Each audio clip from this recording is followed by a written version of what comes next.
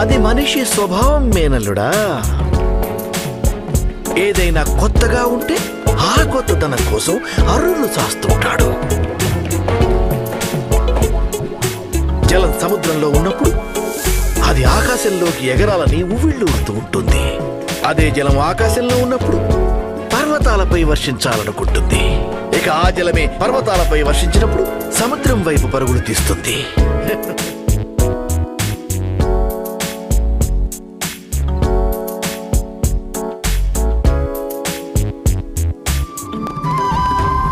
మాధవ,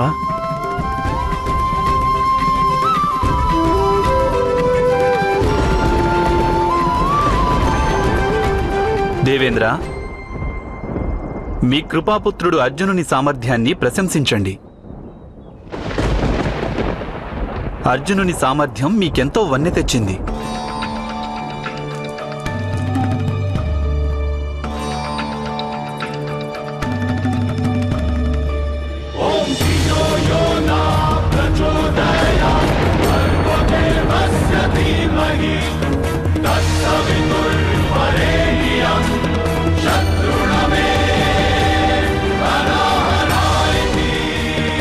వాసుదేవ, నేను తక్షకుడిని రక్షిస్తానని వాగ్దానం చేశాను.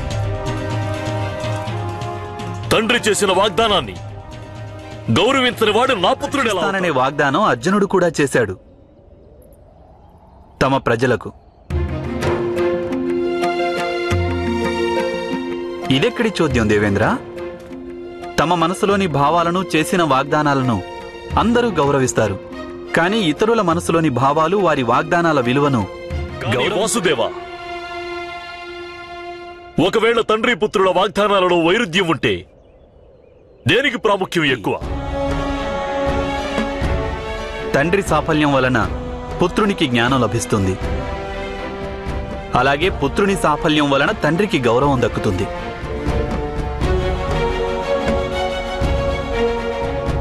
మీరే ఆలోచించండి దేవేంద్ర. మీ అర్జునుడు సఫలుడు కావడానికి మీరు సహాయం చేయండి. నీవు సహాయాన్ని అర్థించి వచ్చావా అర్జున?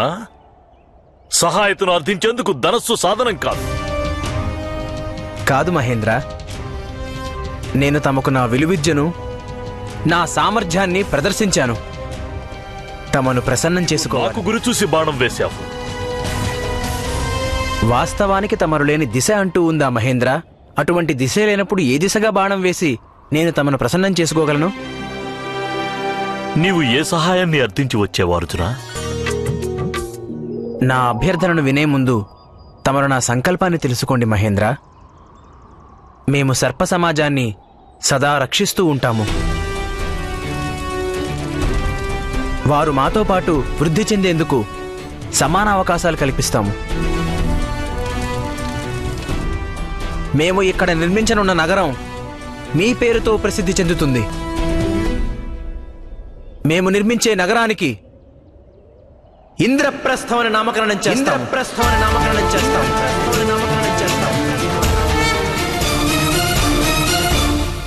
నేను ప్రసన్నుడనైనాను అర్జున. ఏం సహాయం కావాలి? ఆ నగరానికి మీరు శ్రీకారం చుట్టండి. అది తమ పేరుతో వర్ధిల్లగలదు. నేను నీ సామర్థ్యానికి, నీ బుద్ధికి అత్యంత ప్రసన్నుడనైనాను పుత్ర.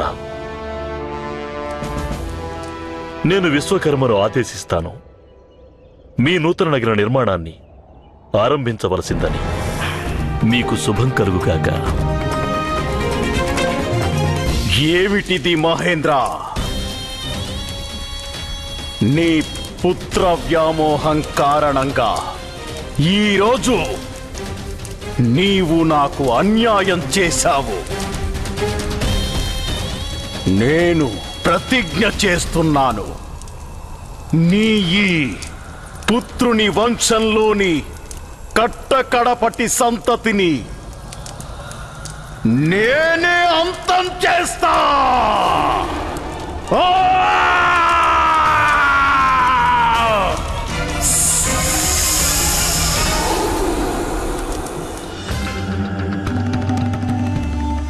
నన్ను క్షమించు వాసుదేవా, నన్ను క్షమించు. మేము శరణు వేడమని నేను నాగరాజుకు మాయాసురా? చెప్పాను. నీవు ఈ విధంగా తక్షకుని కోసం మాయావనం నిర్మించకుండా ఉండి ఉంటే మనుషులకు నాగులకు మధ్య ఇంత సంఘర్షణ ఉండేది కాదు. నీ కళా నైపుణ్యం అద్భుతం మాయాసుర. నీవు రాక్షసులకు విశ్వకర్మవు, కాని నీవు నీ కళా నైపుణ్యాన్ని జగత్ కళ్యాణానికి వినియోగించలేదు, స్వార్థ ప్రయోజనం కోసం వినియోగించావు. నీవు యథార్థం పలికావు వాసుదేవా. నేను అపరాధం చేశాను, నన్ను క్షమించు స్వామి. మాధవ, తక్షకుని నీవు వదిలివేశావు.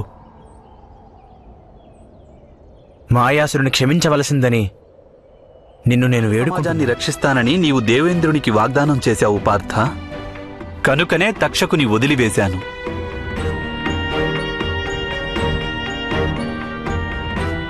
మాయాసుర, పార్థుడు అర్థించాడు కనుక నేను నిన్ను క్షమిస్తున్నాను మాయాసుర. కానీ భవిష్యత్తులో ఎప్పుడు నీ అవసరం వచ్చినా నీవు అప్పుడు నీ కళా నైపుణ్యాన్ని మా కోసం ఉపయోగించవలసివా? నేను నీకు మాటిస్తున్నాను. పార్థ, నీవు అగ్నిదేవుని ప్రార్థించు. ఇప్పటికైనా ఖాండవ ప్రస్థ దహనాన్ని ఆపు. అగ్నిదేవా, ఈరోజు నీవు కృపతో ఇంద్రప్రస్థాన్ని రక్షించావు. మేమందరం నీకు కృతజ్ఞులమై ఉంటాము.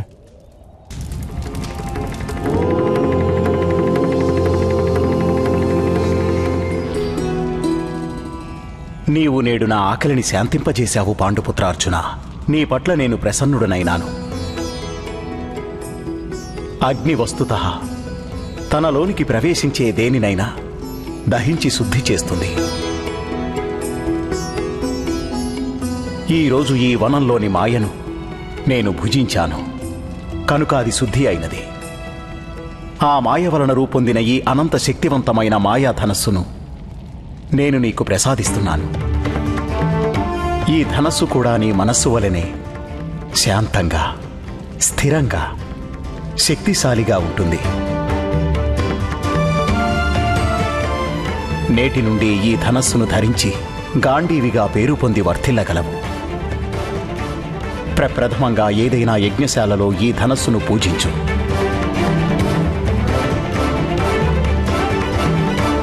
ఈ ధనస్సు నీ శక్తి సామర్థ్యాలను ఎన్నో విధాల వృద్ధి చేస్తుంది. దేవేంద్రుడు తన వాగ్దానాన్ని పూర్తి చేశాడు. అటు చూడండి, విశ్వకర్మ కళా సృష్టి, నగర నిర్మాణం జరుగుతోంది.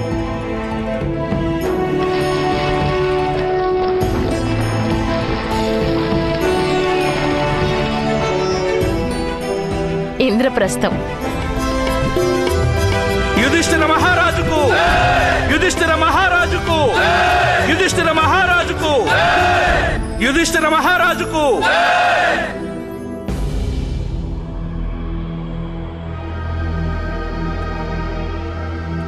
మహారాణి, నా పుత్రిక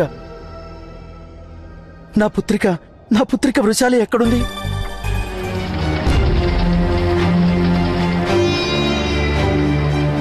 ఇదిగో ఇటు చూడండి, అక్కడ పడినదెవరు? ఎవరో ఆడకూతురు. పదండి పదండి, వెళ్ళి చూద్దాం. పదండి పదండి. అయ్యో, ఈమె మన వృషపాలుని పుత్రిక కదా. ఈమె బ్రతికే ఉన్నట్లుంది, ఇంకా చనిపోలేదు. వెంటనే మన గ్రామంలోని వైద్యుని వద్దకు తీసుకొడదాం, పదండి. శాలి, నీకిప్పుడు ఎలా ఉందమ్మా? అదే నదిలో. అవునమ్మా, నీవు మీ తండ్రి గారు ఇంద్రప్రస్థానికి వెళ్లారు కదా, మరి నీవు నదిలో ఎలా పడిపోయావు?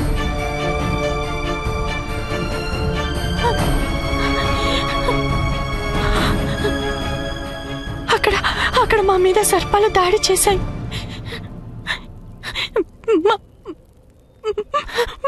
మా తండ్రి గారు కూడా అక్కడే ఆ దాడిలో మరణించారు.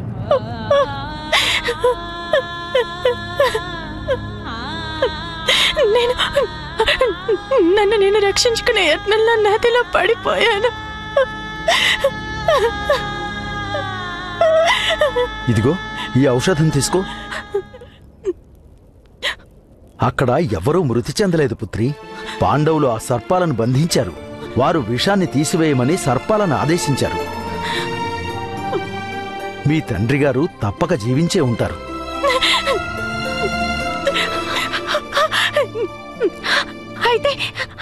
అయితే నేను తిరిగి ఇంద్రప్రస్థానికి వెళ్ళాలి.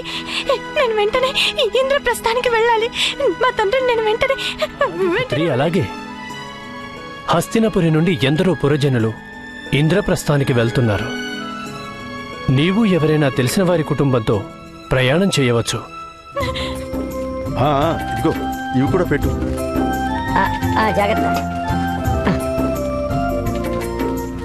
ఇవి కూడా పెట్టండి. మనం అందరం కలిసి ఇంద్రప్రస్థం వెళ్తున్నాం. అక్కడికి వెళ్ళిన తర్వాత మళ్ళీ మర్చిపోయాం అనుకోకూడదు. అవును, అక్కడ దొరుకుతాయో లేదో. అవును, అందుకనే జాగ్రత్తగా పెట్టండి. చూడు, ఇదిగో జాగ్రత్త. యుధిష్ఠిర మహారాజు సత్యసంధుడు. అక్కడైతే మనం సుఖంగా జీవించగలము.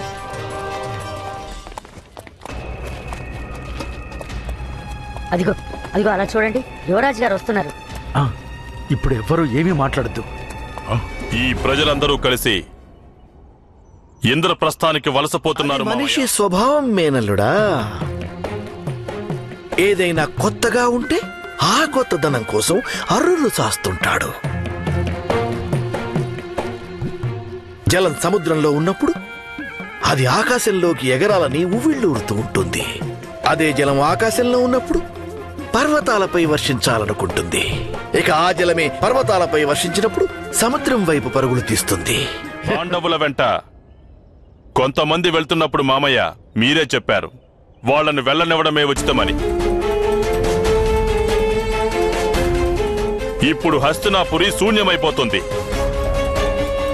ఇది మరి నాకు, నా పితృదేవులకు అవమానమే మేనలుడా, ముమ్మాటికి అవమానమే. ఇందులో పెద్ద సమస్య కూడా ఉంది. వీళ్ళందరినీ హస్తినాపురాన్ని వదిలిపెట్టి వెళ్లకుండా ఆపవలసి ఉంటుంది మేనల్లుడా. నేను మహారాజుల వారిని కలవక తప్పదు. సైనికులారా,